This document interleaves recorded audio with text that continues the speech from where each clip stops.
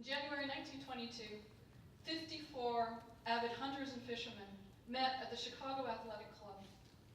They were taking time out of their busy professional lives to discuss a profound and urgent issue. How could they preserve the natural environment of the United States for future generations of outdoors enthusiasts? These determined visionaries decided that they must form a national organization of citizen sportsmen to champion wildlife management and the conservation of entire ecosystems. Their holistic vision of environmental stewardship, their recognition that outdoor recreation can flourish only if humanity preserves soil, air, woods, waters, and wildlife, was decades ahead of its time. Yet when they christened their new creation, the founders looked across the centuries and the Atlantic Ocean and chose to name their fledgling organization after a 17th century Englishman. And thus was born the Izaak Walton League of America. Izaak Walton. Why on earth would a cutting-edge group of American sportsmen conservationists name themselves after some long-dead guy with a funny accent? Like all successful hunters and fishermen, the founders of the Izaak Walton League were smart, observant, and opportunistic. They had read Walton's famous account of a springtime fishing trip, a book entitled The Compleat Angler. And they found in Walton's fishing manual a guidebook for both the goals and the structure of their new organization. The founders of the League were inspired by what many writers in the early issues of the organization's magazine call Waltonism, a philosophy of outdoor recreation and environmental stewardship that unites groups of sportsmen through their shared love and experience of the natural world. In my talk this morning, I'll first give you a bit of background about Izaak Walton and his book, The Compleat Angler, and then I'll discuss in more detail the fundamental components of Waltonism. I'll conclude by suggesting how the environmental issues facing us today further enhance Walton's relevance to the mission of the Izaak Walton League of America in the 21st century. Izaak Walton was a man of extraordinary character and vision, but his life began in very ordinary circumstances. Walton was born to a lower middle-class family in 1593. His father was an alehouse keeper in Stafford, a town located about 150 miles northwest of London. Like William Shakespeare, Walton attended his local school, but he never went to university. And like Shakespeare, Walton left his small hometown as a young man to work in London. But whereas Shakespeare made his living as a playwright and actor, considered sleazy occupations at the time, Walton, by contrast, pursued a respectable and highly successful career as a self-employed small businessman who both sold cloth and made garments. Walton was also a faithful member of his local Anglican church and a devoted family man. To this point in Walton's story, then, we have a skilled craftsman and entrepreneur who's also a pillar of his church, his family, and his community. A man who's certainly admirable, but not exceptional. In other ways, however, Izaak Walton was truly remarkable. First of all, Walton had an absolute genius for making friends with men from all walks of life. Despite the rigidly hierarchical structure of 17th century English society, Walton was a beloved friend of an amazing number of highly educated and influential people, and he wrote pioneering biographies about some of them. Throughout his life, Walton's character and talents thus won him the esteem of men who normally would never have dreamed of socializing with a shopkeeper. Walton also possessed extraordinary strength of character. From his mid-30s through middle age, Walton suffered a heartbreaking series of personal tragedies. Walton's first wife, Rachel Flood, died shortly after childbirth when the couple had been married for nearly 14 years. And within 2 years of Rachel's death, all 7 of the couple's children had likewise died, including 2 sons named Izaak. 7 years after Rachel's death, Walton married his second wife, Anne Ken. The first and third children born to Anne would survive to adulthood, but in 1650, the couple's second son, another baby boy named Izaak, also died. In the prime of his life, Walton thus suffered an agonizing series of heartbreaks, the like of which would crush most of us. Izaak Walton was as principled and brave as he was resilient. Even as he coped with terrible personal sorrow, Walton was also enduring the prolonged violence and turmoil of the English Civil War. From 1640 until 1651, England was torn apart by religious and political divisions that turned into a devastating armed conflict. The human suffering engendered by the English Civil War was horrific. 180,000 people died, a far higher mortality rate than Britain would suffer during either of the world wars of the 20th century, and tens of thousands of men were left wounded or maimed. The Civil War traumatized the entire population of England, but for supporters of the King and the Anglican Church like Izaak Walton, the results were catastrophic. King Charles I and the Archbishop of Canterbury were beheaded. The monarchy was abolished, and Walton's beloved Church of England was dismantled. In one final, desperate attempt to change the course of the war, the executed king's eldest son, Charles II, tried to capture the city of Worcester on September 3rd, 1651, but his troops were quickly routed. As the young king fled for his life, he entrusted to his supporters the medallion symbolizing his leadership of the oldest order of knighthood in Britain, the Order of the Garter. For the king's supporters, the Garter medallion was a holy relic, and a secret network of royalists hid the medallion from their enemies until it ended up in the possession of a man who was imprisoned in the town of Stafford.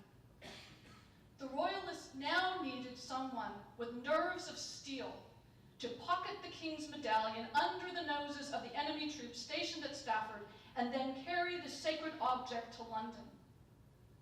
And so, in the darkest hours of the English Civil War, Izaak Walton quietly spirited his king's Garter medallion out of his garrisoned hometown of Stafford and then delivered the precious object to another royalist in London, who later returned the medallion to Charles II in France.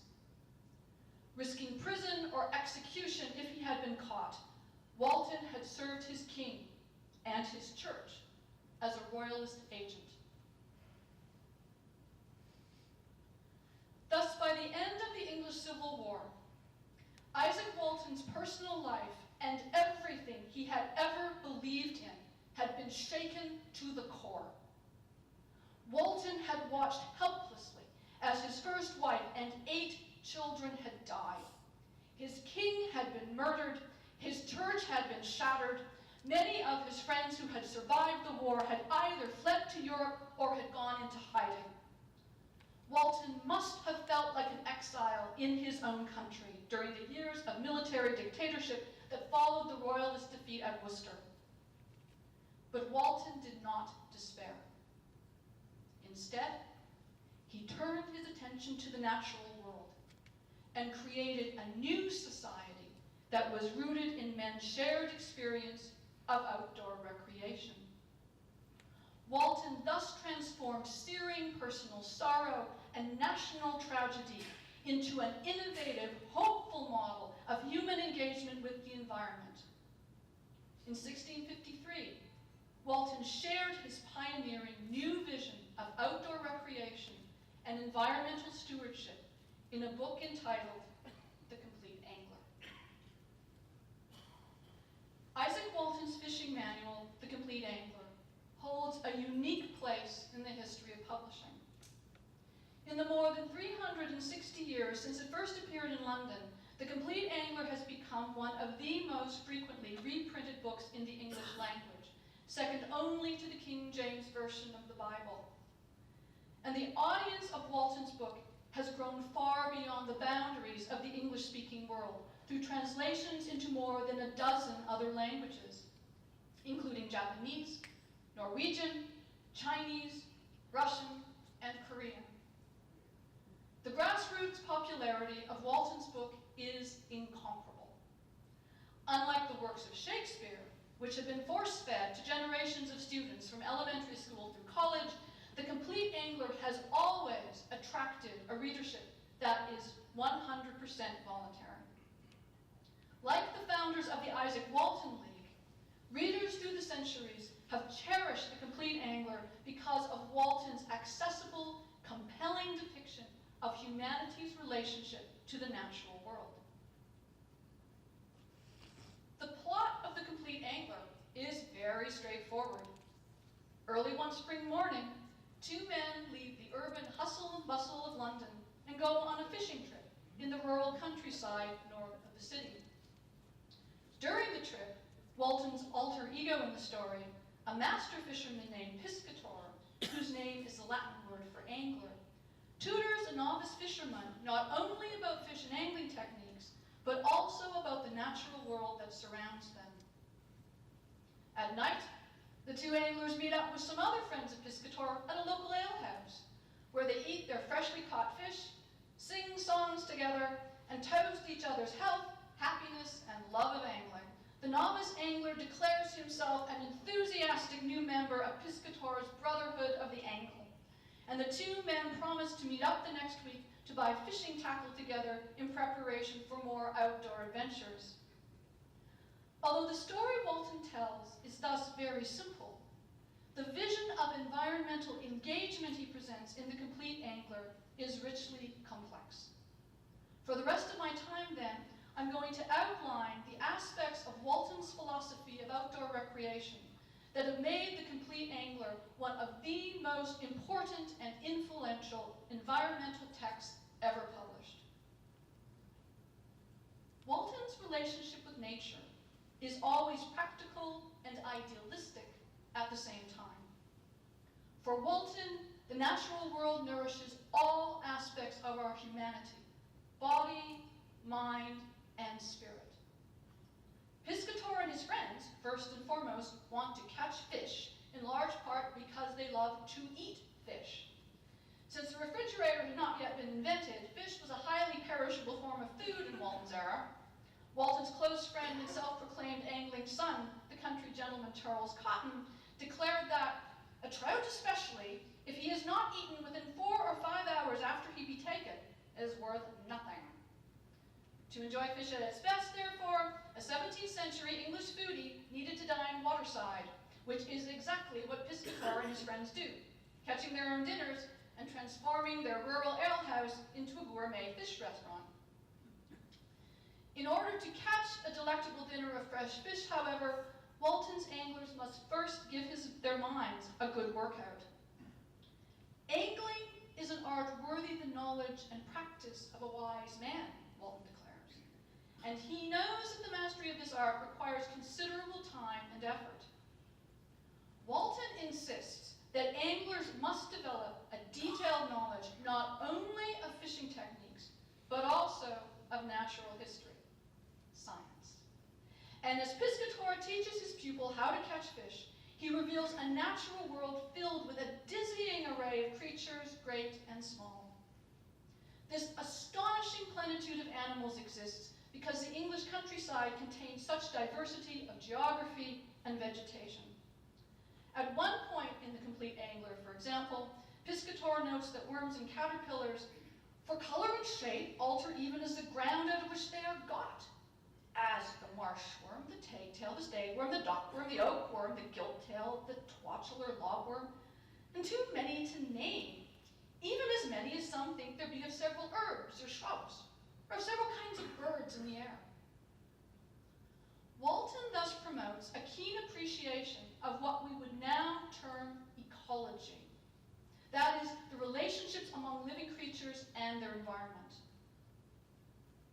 Walton understands that fish are just one part of complex ecosystems, and his fishermen and the Compleat Angler are thus acute observers not only of fish, but of the entire web of life that surrounds them in the water, on the land, and in the air. While Walton is thus both a practical angler and a field biologist, he also regards the natural world around him as imbued with religious meaning. Walton's fishermen believe that God created nature for humankind's sustenance and enjoyment, and the angler's fine-grained appreciation of the beauty of their surroundings always has a strongly spiritual quality to it. Near the end of the Compleat Angler, for example, one of Walton's fishermen exclaims, "So when I would beget content and increase confidence in the power and wisdom and providence of Almighty God, I will walk the meadows by some gliding stream, and there contemplate the lilies that take no care, and those very many other various little living creatures that are not only created but fed, man knows not how, by the goodness of the God of nature, and therefore trust in him." For Walton, outdoor recreation is a form of worship of his creator, the beneficent God of nature, who made and watches over all living things, from caterpillars to fishermen. These practical and idealistic strands of Walton's thought unite in his philosophy of environmental stewardship. Conservation is central to Walton's environmental vision.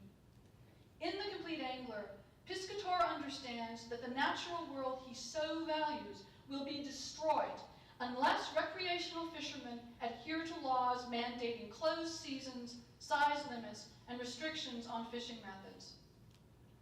Walton thus advocates policies that we now recognize as core principles of wildlife management.